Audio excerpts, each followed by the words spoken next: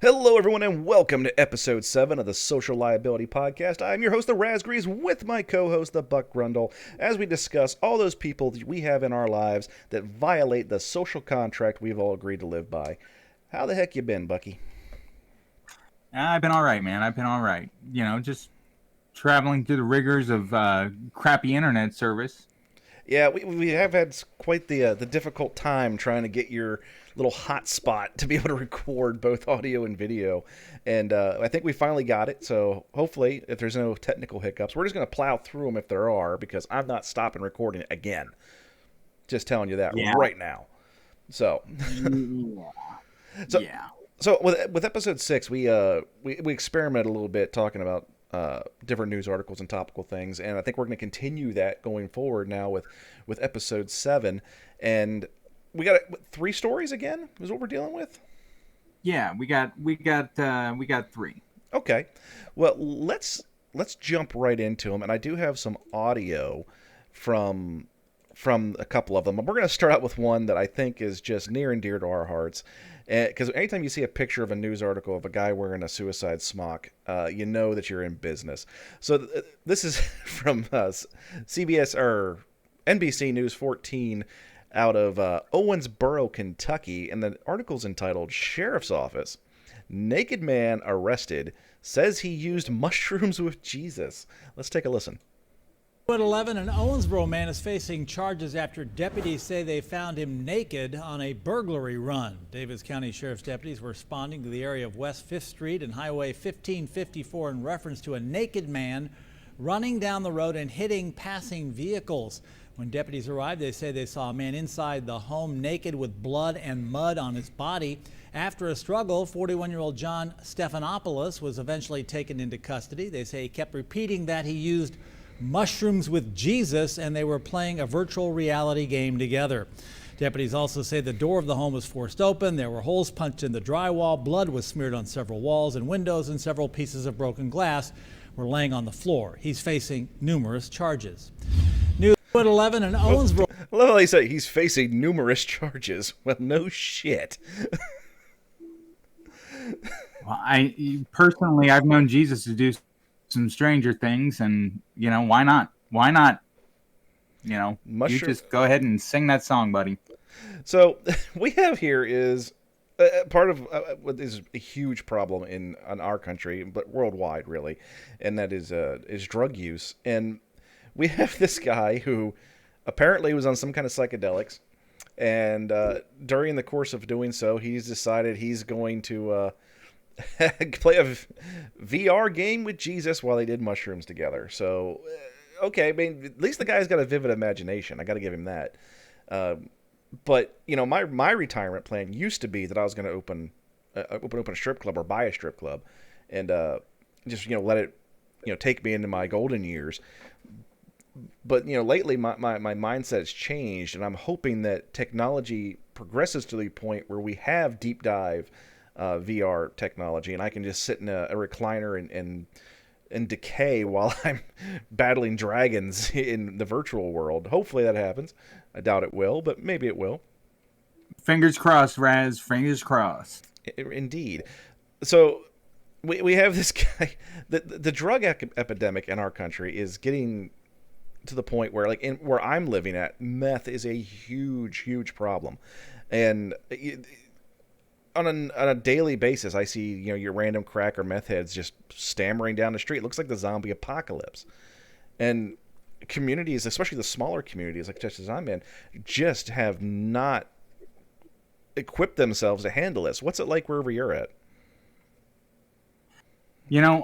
I'm very, very lucky, and I live out in the middle of nowhere, so I'm virtually untouched by those things. But when I go into like the bigger cities and stuff like that, believe me, you can see people who've definitely ridden that pony to the stable and then some. Yeah, and then past experience, we've dealt with these people on a regular basis, but now we're coming into a legal gray area where we have people that have, in certain states, cards in their wallet says I'm entitled to have marijuana, whether it be for medicinal purposes or recreational. And the laws have not yet caught up to that, but that's a different conversation, and we can go there. But what is your view on medical marijuana there, Buck? Well, my view is that it should be used medicinally if you're going to call it medical marijuana. I mean, if you're going to call it, it needs to be used as such. I personally have a great deal of benefit from using marijuana, and I don't sit around and blaze up all day long. I guess I don't want to sit here and profess that I use it responsibly because that I'm a terrible judge of that kind of crap to begin with. But at the end of the day, I'm not sitting here just having myself a little 420 party in my house 24/7. Well, see, what you touched on there is people getting medical marijuana cards, and that they should be used for medicinal purposes. Now, I think that's where a lot of the disconnect is, with people just not getting on board with that concept of having people use marijuana for medicinal purposes. Is there's a large number of the population that has those cards that are not having them for any legitimate medical purpose. And we can sit there and say, oh, you don't know what their medical... Bullshit. Okay, we all know the reality. And I know I can get literally on a website right now, and then before the end of this podcast, I can have a medical marijuana card issued by a doctor. Because there's cottage industries just for this, to get yourself those cards. And if you go into any of the marijuana shops, which I have gone into them for work purposes, and they have the information there. Well, here's how you get your card. And it's become pretty much like a tongue-in-cheek joke amongst people that want to that partake in marijuana. I had never have. I've actually never even been intoxicated in my life. I am unfortunately the most boring person you've ever met. But the same thing happened during the time of Prohibition. When we outlawed alcohol in the United States, there was a couple ways to get around that. One was the bootleggers, the speakeasies. But one of the ones that you never really hear about is doctors writing prescriptions. You would have, for hysteria, something we used to diagnose women with when we didn't think they were acting right. So we'd diagnose them with hysteria or whatever, and we'd give them a prescription for whiskey. And you would go down to the local apothecary and get your whiskey. At the same time, we got them for this, that, and the other thing. People were getting prescriptions for alcohol from doctors who didn't agree with prohibition laws. And the same thing is happening now with marijuana. We say that's my medicine, wink. And reality is they're just using it because they want to get high. That's not to say that there's not an actual need for it. There's people out there that actually can benefit from it. Now, if that benefit is I have stage 4 stomach cancer and this makes me not really give a shit that much, then so be it. I use it personally for muscle spasms. For me, that's my thing, and it does. It relieves them to the point where I can actually swallow my food. But it just boils down to the fact that there's a system, and people are finding out ways to circumvent it. And it really wouldn't matter what system was in place or what the product in question was or is. If there is a system, people will find a way to maneuver their way around it in some way, shape, or form. And that's what you have with those medical marijuana cards. But this dude, this goes far beyond the reaches of a medical marijuana card. It really, really does. This guy is just, for lack of a better term, a winner. I mean, like Charlie Sheen type winner? Yeah. I mean, playing VR games with Jesus. I mean, personally, I would put you in my own little winner's circle for that one too. I mean, this guy. The inner machinations of what has gone through this dude's head will always be an enigma to me. And I have used hallucinogenic drugs before, in my reckless youth, and We're not that old. Actually, we kind of Yeah, are. We kind of you know are. what? We kind of are. But we should celebrate that. That's that again. I like getting older, but that's neither here nor there. When I was in my 20s, early 20s, late teens. Oh yeah, I'd pop a cap or two. Flick and pick. That's how you get the mushrooms off the ground. That way the spores drop. Anybody who worth their salts who's ever done these kind of drugs before knows that. But I've never, ever, ever even come close to seeing Jesus on mushrooms. Not once. Now, see, Not once.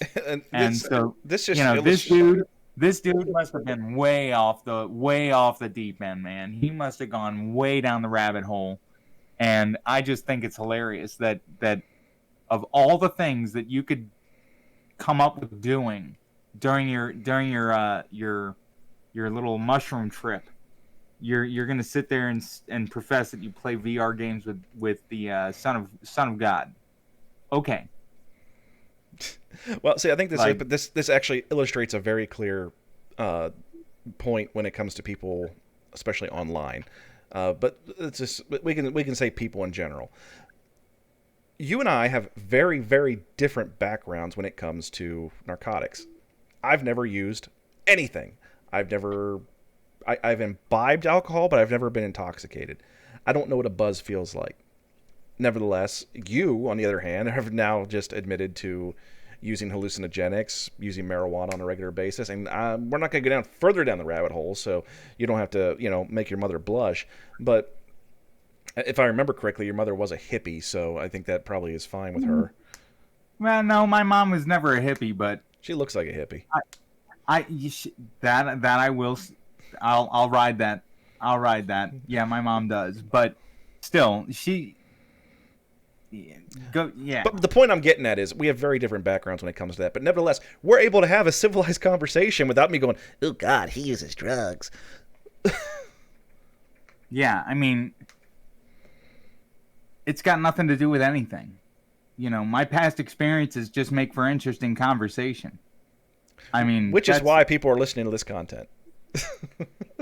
Yeah, I mean, like, seriously. But so yeah. where you're in Virginia, correct? I am right. Yeah. Okay. Yeah.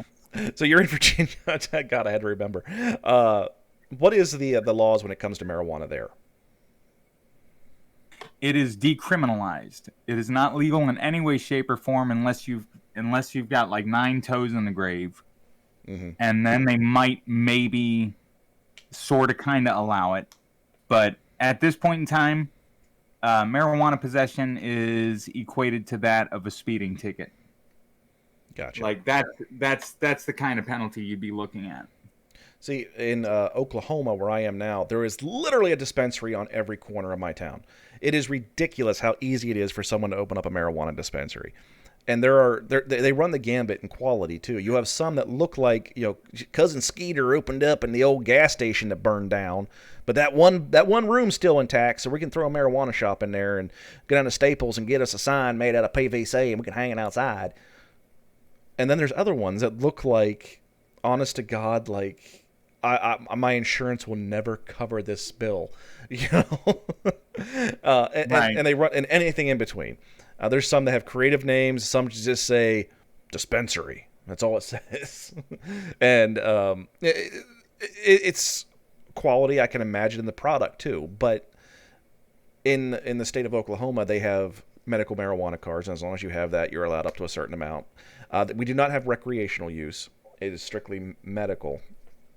Now, you and I are both from Pennsylvania, is where we met each other anyway. And yeah, I know, medical use, quote unquote. But in Pennsylvania, they are starting to do medical now, I believe. I don't believe they've gone as route as recreational yet, have they? No, I've heard medical. Okay. But this was such a problem as I worked in the healthcare system the last time I was in Pennsylvania. And we would have these... They called themselves activists, but they all worked at the same damn dispensary. So, go figure. They would go around and literally put pamphlets inside of magazines in all of our waiting rooms on how you can get a medical marijuana card, and then it'd be an advertisement as well for their dispensary. Go figure. So you can say you're an activist all you want, but no, you're a capitalist trying to get some money. So don't try to hide it. But in some states, like Colorado, for example, we have now recreational use marijuana, but the laws have still not caught up to this concept because, federally, marijuana is still illegal. And you have laws that say, okay, well, we're not going to prosecute them in this state, and the police they have a quandary in, what they can do and what they can't do and what they're supposed to do and what they're not supposed to do. But let's take a look at DUI laws. When someone is DUI on alcohol, it's very easy. We have them blown a tube and say, okay, this number's there. Now it constitutes a blood test. Blood test says they have this much alcohol in their system per million, blah, blah, blah. And the other thing we run into is with marijuana is it doesn't fade away quickly. People like to say, oh, the effects aren't long lasting. But here's the problem with that. And I can tell you this for experience because I used to do, when I worked in probation, between 20 and 40 drug tests a day. You watched me do them. Yes, I did. I collected the samples. Yes, and I did that before I went to probation too. Yeah, I've seen more dicks and balls than I care to admit.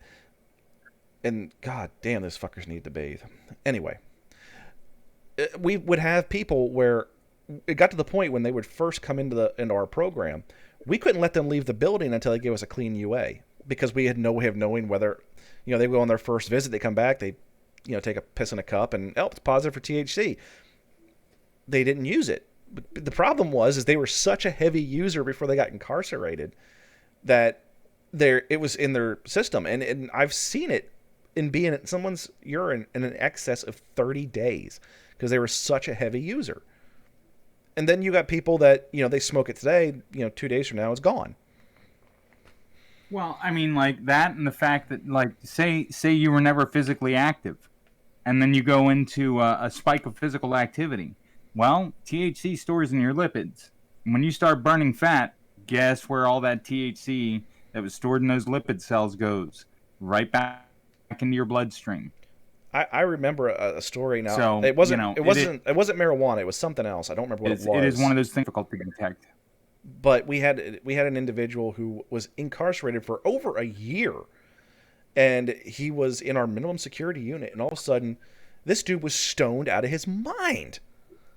And we locked him down, and we did everything, and we tossed the units, and we could not figure out how he got it in.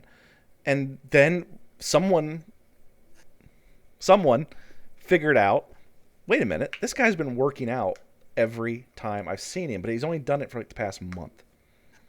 And he lost like 60 pounds.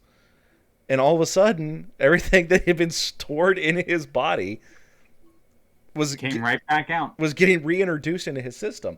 So people that tell you that doesn't happen is they're completely full of shit. We've witnessed this happen. And it was quite interesting to see. But this poor guy, he almost got hemmed up over it until, we figured out, and it took a while. It really did, to figure out what had happened. But so we go back to this issue. If we have somebody who, for whatever reason, we believe them to be impaired, and we do a drug test, and we find out, oh, they got THC in their system, how the DUI law is going to catch up? I have no idea, and I'm glad that I'm not in charge of making that system either, because that is just an entirely tangled web of circumstantial crap that could cost somebody their entire livelihood. It really is. And see, I don't prescribe to one political affiliation. I don't, because I have arguments and agreements and stuff on both sides of the aisle.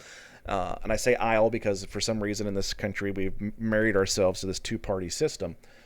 But, I don't personally give a shit about marijuana one way or the other. I don't care. If you want to smoke it in your home, I don't give a shit. You're not bothering me. Now, I don't really particularly care for the fact that I can't walk down my street at night without smelling fucking ganja all up and down the block, because everybody where I live smokes pot. But nevertheless, it's not hurting me, so I don't really give a crap. Now, when you run into that issue where you're going to be driving down the road and being impaired, yeah, then I take umbrage with it. But having the idea of criminalizing marijuana at this point, I think our society has deemed it that we just, as a society, don't give a shit either. No. And you know what, though? Like, our system is flooded with people with petty drug crimes. And because of that, we have more people in prisons than frickin' China does. They have 3 times our population, but we've got 3 times the inmates in the prison system than they do. And it's because of little Mickey Mouse shit like this.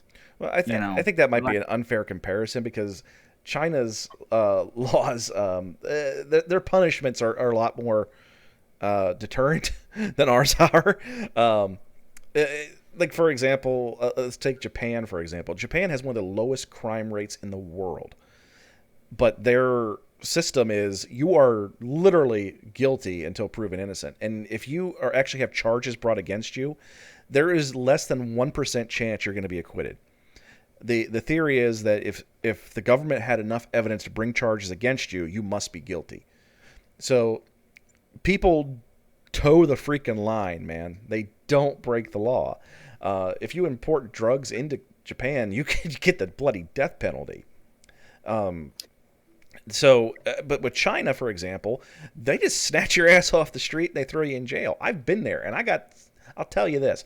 I was on Tiananmen Square, and I was there with my wife and my oldest son, and it's weird because you have police, you have military, and you have security, and they all have the same uniforms, just different colors. The uniforms are identical, just a different color. I'd be fucked. Different color shirt, yeah, and you're colorblind, so you're fucked. But, oh, yeah. But you can always tell the military guys because their uniforms fit a little bit better, and they're if you want you to figure out the colors. Well, I'm literally standing in Tiananmen Square. I'm looking at the Forbidden City. I'm looking right at it, and next thing I know, I can feel someone behind me. I can feel it, and that's not uncommon in China because the concept of personal space is a foreign concept to them. It's an alien concept, but I turn around and I see a military soldier standing right over my shoulder. And I literally turned around. I'm like, what's going on here? And he's looking down at my son. He's looking at me. He looks at my son. And he's got this stone expression on his face. And all of a sudden, we're all frozen because there was a group of us. We're all frozen watching this. And finally, he just looks down at my son and goes, "Hi, boy! Hi, boy!" He just wanted to meet my son because he had red hair, and I'll tell you this: I was scared shitless. I was scared we screwed something up. And it's like, well, we're going to jail in China. This ain't gonna end well. I'm glad we didn't get that phone call. You wouldn't have got a phone call. You would have said, "Huh, where's Raz?" But so I think making that comparison with other countries and their criminal justice systems are not a fair thing. But speaking from people that have worked in our criminal justice system, you and I, we can tell you undoubtedly there are so many people in there for drug charges. So many people in there for drug charges. And a lot of it is marijuana. Oh, yeah. And a lot of it's marijuana. I don't have any sympathy for meth, heroin, even prescription drug abuse. I can understand prescription drug abuse because it's very addicting, and we've overprescribed in this country to the point where it is of epidemic proportions. And I personally won't take painkillers. I mean, I'm a stubborn son of a bitch, and I am not going to allow myself to be controlled by a drug. But it's because I have a screwed up brain. People that take some of the stuff, because this stuff tastes pretty good, and they're going to keep doing it. And we've had doctors who all of a sudden equated, customer satisfaction into their treatment program. And if someone says, I want Vicodin, well, okay, I'll give you Vicodin because they're getting paid. And we've with Obamacare and everything else, if we're going to bring up political stuff, that added a dimension into the payments that hospitals were receiving was customer satisfaction surveys, determined percentages they were able to get for certain things. So all of a sudden, doctors very, very much so were prescribing whatever just to make the patients happy. Yeah, and you know what? I will backtrack and give you your props on that one. You are a bit more correct in that it is a very unfair assertion to make. Yeah, but nevertheless, if you were to simply monetize fines for certain drugs such as marijuana, one, I think that would help our deficit quite a bit, and also ease the strain on our prison system. But I think that you still have to have some kind of regulation on there, such as we do with alcohol. We still regulate alcohol, whether it's the 21 drinking age, and technically bootlegging still on the books. You can't cross state lines with over a certain amount, but people do all the time, especially in Pennsylvania, where the liquor stores are still controlled by the state and owned by the state. But you would literally cross the line directly into Maryland, and literally there's always, if you cross the state line from Pennsylvania into Maryland, there's always going to be a liquor store within 100 feet of the state line, because people go down there, they buy their liquor, and they drive back into the state, and nobody ever says anything. It's technically illegal, but nevertheless, people still do it on a daily basis. Hell, I've done it. The wife decides she needs a bottle of Arbor Mist. I'm going to Maryland. I'm not going downtown. It's almost like a rite of passage, crossing state lines to go buy booze for your spouse. I've also run into several instances where that's happened to me.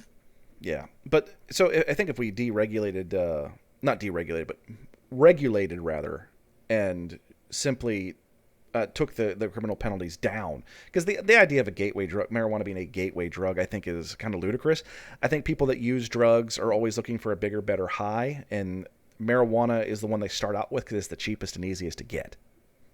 I think that prescription drugs are a better example of a gateway drug.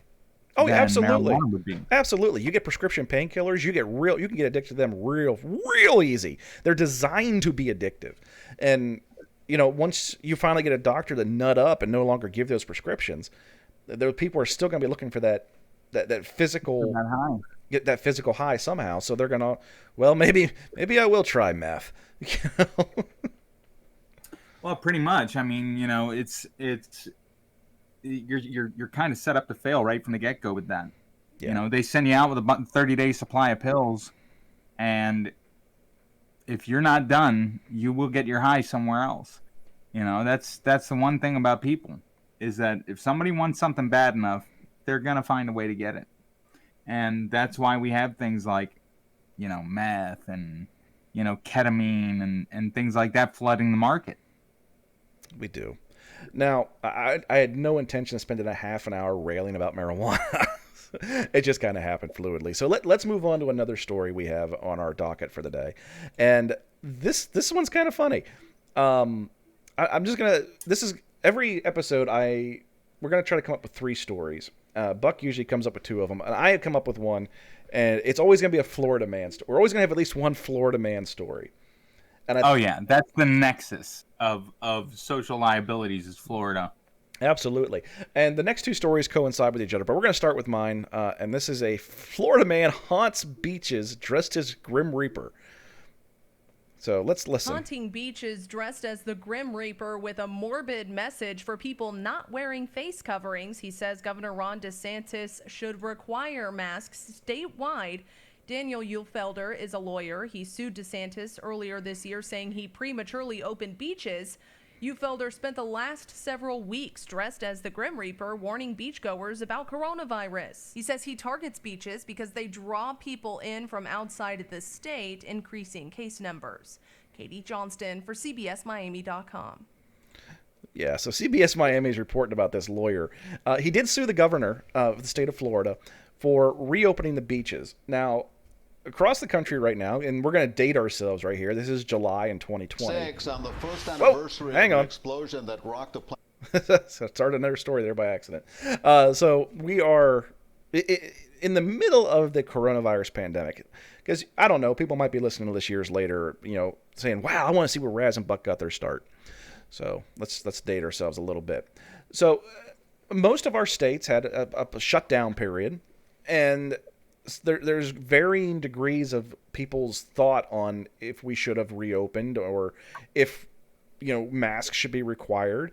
And the federal government is not really.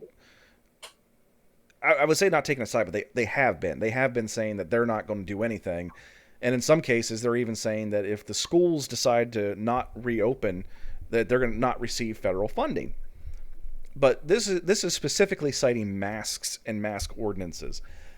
In my municipality, I can virtually guarantee there's going to be a special council meeting within the next couple weeks, and I see a mask ordinance being enacted. But that's where I am. What's it like in Virginia right now, Buck? Again, I've been social distancing to the point of like almost like being a hermit. Well, you did that before coronavirus. And that's I'm very little affected by this whole thing because my way of life went from, the world is open and everybody's going to go and do their thing and tomorrow's Tuesday to just tomorrow's Tuesday without everybody doing their thing. Because I'm going to sit here like Rapunzel in a freaking tower and just ride the storm out because I don't really care. I get my groceries delivered and everything like that. I don't go out and I don't see people in public. I know that the very few select times that I have left my home, I see people in masks, and that's kind of like, I don't know. I don't want to say that it's what people should be doing, but it makes sense to me. Like, why wouldn't you wear a mask? There's a super contagious, pathogen running around that's freaking killing people, and all these scientific people and all these doctors and all these nerds, are saying wear your mask. You've got to so and so. Even if the percent chance of not contacting or spreading the disease is only 1%, well, there's 7.5 billion people on this planet. 1% of 7.5 billion people, that's still a lot of freaking people that you could be curbing from that. So wearing a mask to me is a good idea, and I'm just happy that most of the people that I've encountered outside of my home have been wearing them. Now, see, in my position, I do safety stuff. We'll leave it at that. And I work for government, and we have enacted for our employees that they must wear a mask at work. We have not gone so far as to mandate it for the community. We've only done it for employees. And the pushback that I have gotten for that, and I'm not even the one that said that we're going to do it. I'm just enforcing it. But the city managers have decided this is the correct route. And truth be told, I do agree with them that the masks should be worn. And the pushback, though, is just phenomenal. And in every instance, someone has really tried to argue with me about it and argue the science behind it. They always pull up a video from Facebook every goddamn time. Well, here's this guy on Facebook. Yeah. Well, guess what? I can debunk every single one of those. It's not difficult. I mean, I'm an EMT. I've been an EMT for a dozen years now. I've worked in the healthcare system. I worked in the healthcare system for 7 years. So it's my whole concept is, and I can boil it down to the easiest argument in the world. They always say, well, these masks are bad for you because it's keeping in carbon monoxide. It's lowering your oxygen levels. 0.11. That's all I'm asking for is one instance where a doctor in a hospital or a nurse even dropped dead from wearing a mask. I would also like to see those numbers. Well, I can show you them, and they're round because the number is 0. Right. The concept doesn't exist. Right. Like people they stick like an oxygen meter under their mask. Well, yeah, Kung Fu, you're blowing carbon monoxide directly onto the nozzle of it. That's going to happen. Yes, the oxygen level is that you require. I can't remember the exact number off the top of my head, and I probably should have researched it, but I believe it's like 19.1%. That might even be too high. But let's just say for sake of argument it is, because I believe it's wrong. That's the oxygen you need in your system. Guess what? There's much more in the air. And when you exhale, you are exhaling carbon monoxide.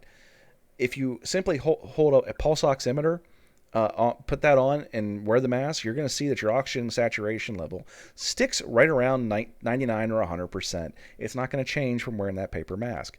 Now, the people arguing, well, it's not going to protect me. Well, no, it's probably not going to protect you. The problem that people are just not grasping the concept of is if I have a mask on, well, coronavirus or COVID-19 has the incubation period of 1 to 2 weeks.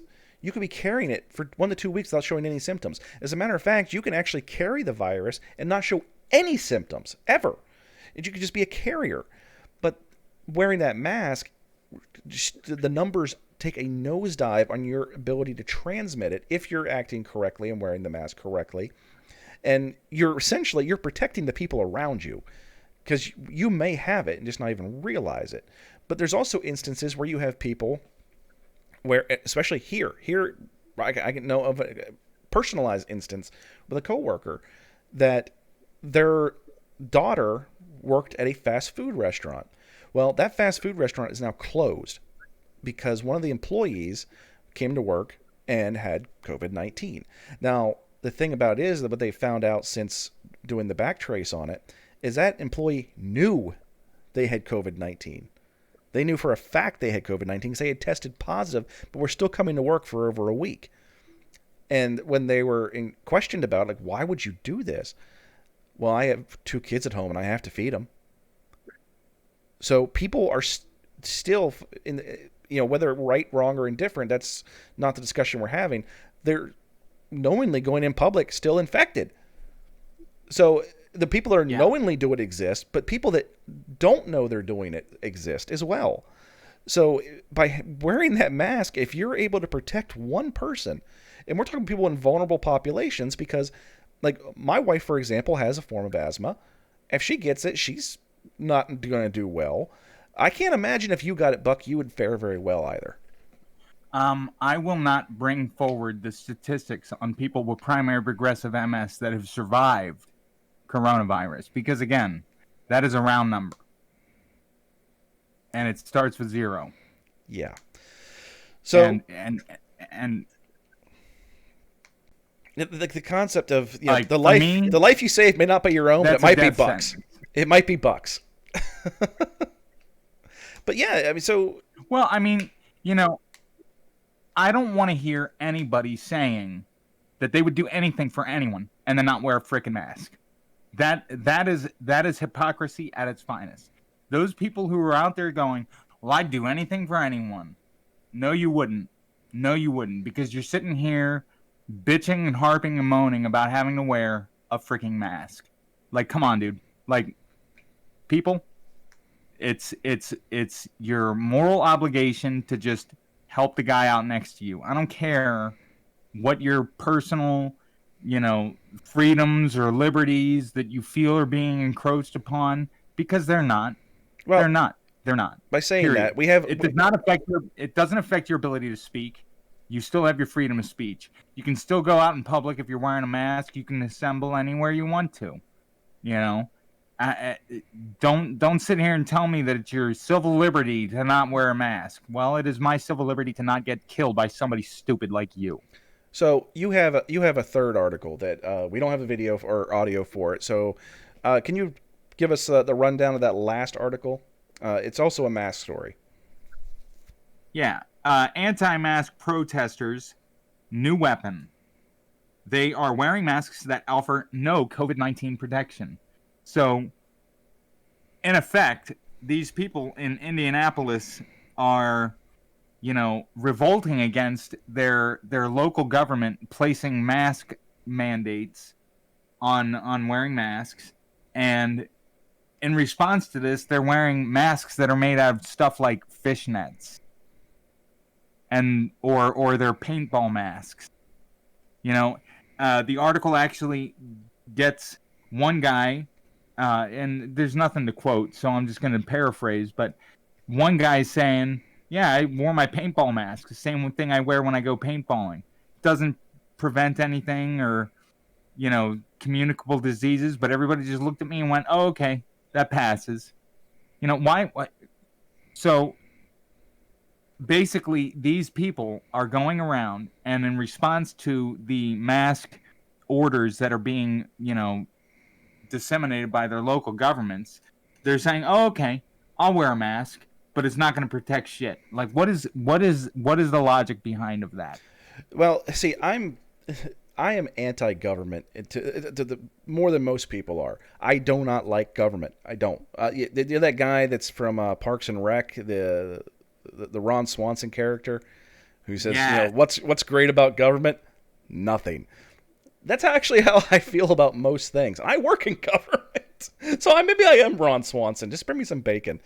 So the idea of anything that encroaches upon civil liberties is offensive to me. But here's the and this is a phrase that my wife said that I have taken to heart. Your rights end where mine begin. Just because you think you have a right to something doesn't mean you can trample my rights. And my rights to life, liberty, and the pursuit of happiness. I deserve to live. And coronavirus. Now I'm pretty healthy. I'm in the right age bracket, but it can still kill me. Reality is, but there's people out there that are more vulnerable, such as Buck, for example, right here in front of us. We're looking right at him. That is more vulnerable to this, and you would probably die. And I definitely would probably die. You are correct. But having this, well, I'm not going to do it because you told me to. Fuck you. I mean, seriously, Agreed. Fuck you. Amen. Now, amen. And they're going into stores and making these arguments. Now, like today is the 18th day of July. On the 20th, nationwide, Walmart is enacting a policy that you cannot enter a Walmart without a mask on. They are having employees stationed at the front door. And if you decide you're going to go into Walmart, if you don't have a mask on, you're not coming in. And there's people saying, I have a right to go. No, you fucking don't. You don't.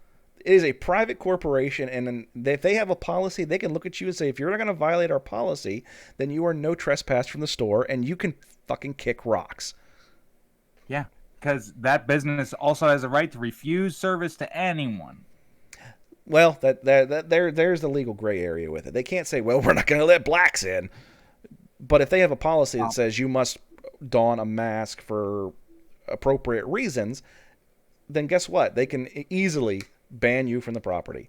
And of course, there's going to be these fucking douchetards out there who are going to try to go in, and they're going to fight, and they're going to call the police and make a big scene, or they're simply just going to say, okay, you're not letting me in, well, I'm going to sue you. Because that's the American way, folks. Civil litigation is the American way. Calling the cops when you don't get your way, that's the American way. Yep, we are a very litigious society. And that is... It's disgusting, the fact that I can literally, at one point I lived in a townhouse, and the easiest way for like the kids next door to get to the bus stop was to cut through my yard. That made me nervous as shit. Because what happens if one of these kids trips and falls in my yard? Because I know that neighbor I have has sued at least 5 places in that town for trip falls. I know that's what she does. She's bragged about it when she moved in. So I had to actually stop these kids from cutting through my yard to get on the school bus. Not because I gave a shit about the grass, but because I didn't want their parents suing me. I couldn't, right. They kept inviting my son over want to come over and play? I'm like, no, I'm sorry, can't do it. And, we're coming down to, we have a society that if you look at somebody the wrong way and they feel triggered for whatever reason, they're going to sue you. I mean, yeah. And like, for example, same property. I had a guy who bought a cornfield behind my house, and he wanted to build a house. But he had the land surveyed, and he determined that my fence was about 4 inches over the property line. 1, who gives a rat's ass? But 2, if you want to make a big deal over 4 inches, fine. Come knock on my damn door and say, hey, I did this survey and we found out that you're 4 inches over. Well, that's real easy. I'll either buy the 4 inches of land, 4 inches by 20 feet of land, Or, you know, if you're going to make a big deal about it, I'll move the damn fence. But what'd you do? You went out and hired an attorney to send me a lawyer. You wasted a lot of money where a simple phone call or knock on the door would have sufficed. But that's not the way our society works anymore. And I actually don't blame that individual for that, because that's just the way our society has deemed it appropriate to have interactions with people when you have a disagreement of any kind. Instead of Karen calling the cops when we have the neighbors playing music too loud, maybe Karen goes over, knocks on the door, and says, "Hey guys, you know, I really got to work in the morning. Would you mind?" But we don't do that anymore. We call the police for everything, and then we complain when the police are heavy-handed. So, I mean, you got to take a choice there, folks. One or the other. But going back to the mask ordinances and stuff, it's, yes, I agree. There is a point where you're like, why is the government dictating everything I do? But right now, during a public health crisis, we have determined as a society that it is appropriate that the government be able to protect the citizenry. And you're going to protest about something as stupid as a mask? It's not, it's about control. No, it's about keeping the numbers down so that our healthcare costs don't go through the roof and our hospitals are able to perform what they need to do. And quite frankly, just to save lives.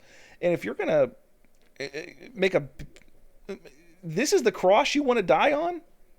Seriously? Right. I mean, my mother, I'll go ahead and bring my mom back into it. She's an ER nurse. She works for an ER.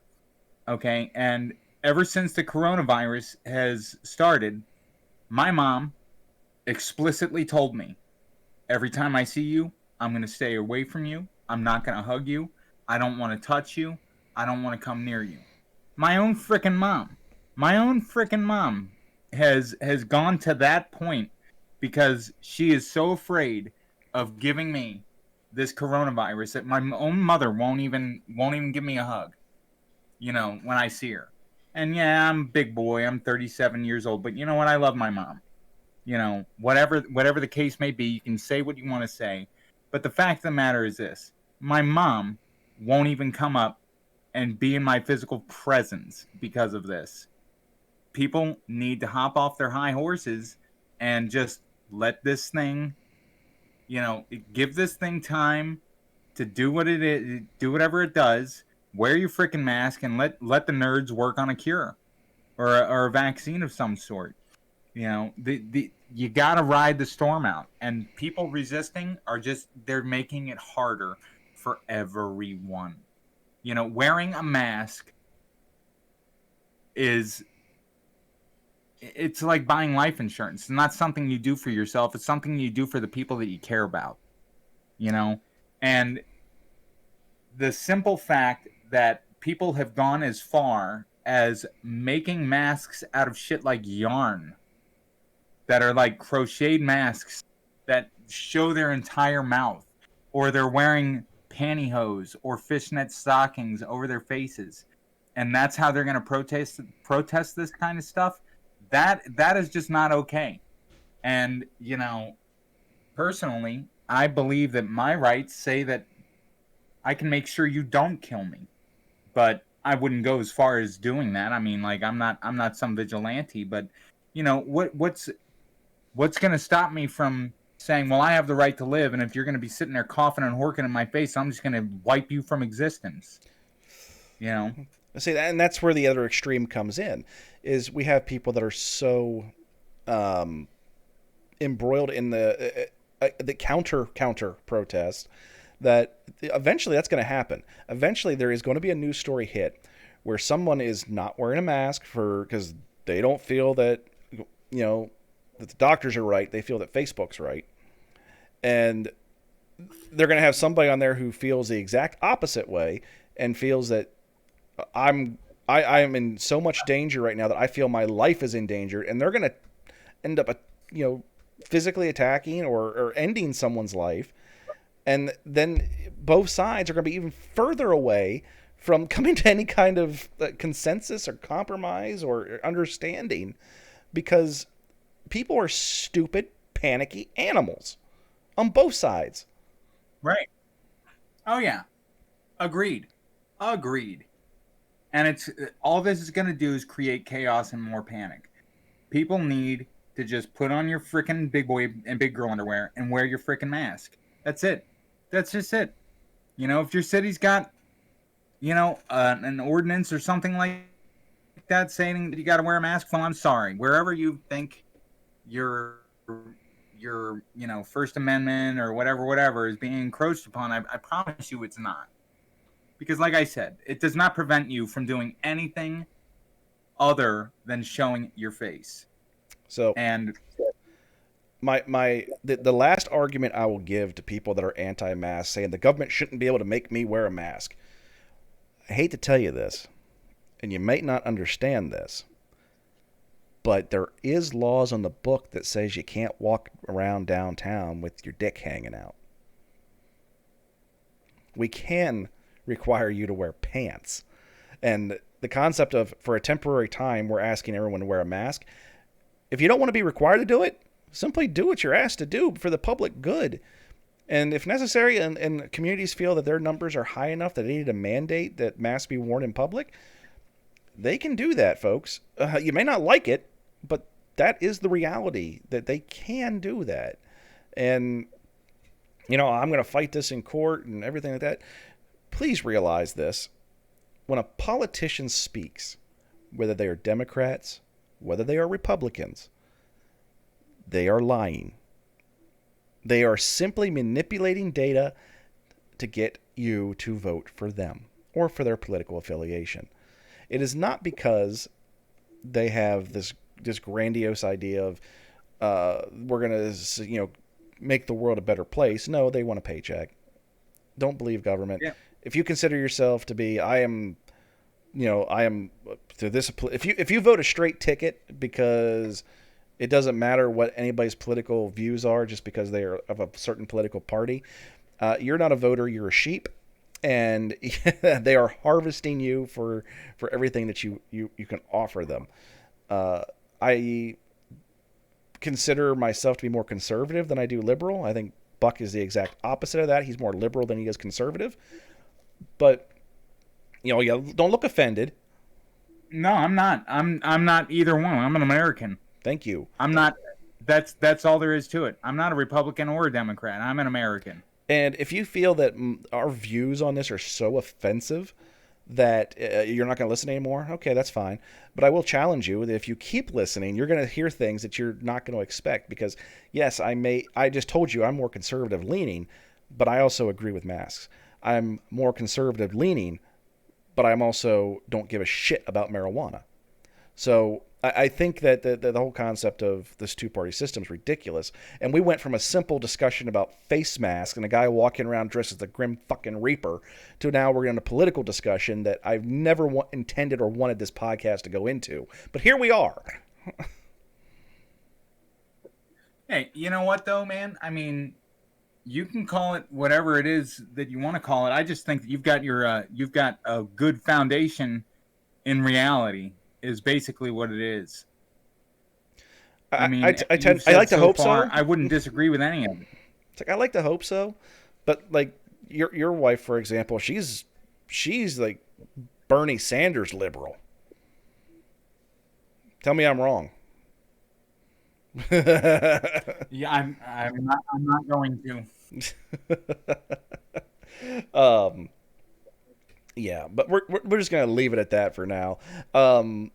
Hopefully next week we're gonna try to avoid politics more and be more fun and what have you. But if you want to listen to past episodes or future episodes, you can do so on a numerous amount of platforms, whether it be Anchor, Apple Podcasts, Spotify, Overcast, Breaker, Google Podcasts, Pocket Casts, Castbox, Radio Public, or you can watch and listen on YouTube channel. If you just search for the Mount Moon Crew, you can find us on there. There's lots of other shows on there, such as the Untitled Anime Show and the Mount Moon Review Podcast, if you should happen to have an interest in Pokemon.